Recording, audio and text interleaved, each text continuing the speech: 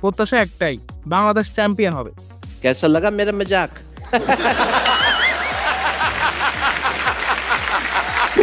এই আশা নিয়ে Asia cup দেখতে বসবো আমরা। তবে এর আগে যতবারই এশিয়া কাপ খেলতে গিয়েছি হাতে হারিকেন নিয়ে ফিরেছি।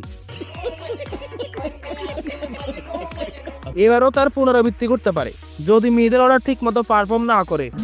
লো এক্সপেক্টেড ফর্মহীনতায় তৌহিদ হৃদয়। নেদারল্যান্ডের সাইফকে সুযোগ দেওয়া হয়েছিল, তবে সাইফও যে নামের প্রতি খুব একটা সুবিচার করতে পেরেছে তা নয়। এক ম্যাচে ভালো ব্যাট করলেও শেষ ম্যাচে পুরাই ফ্লপ। তাহলে এখন মিডল অর্ডারের দায়িত্ব নিবে কে? জাকের শামীমের উপরে কি আপনি পুরো ভরসা করতে পারেন?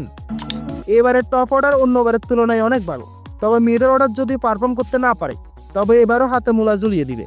তো আজকে এটুকুই, যত গ্যাঞ্জাম ক্যাচাল প্যাচাল সব নিয়ে কথা হবে কাল। আর হ্যাঁ, চ্যানেলটা সাবস্ক্রাইব করে দিও।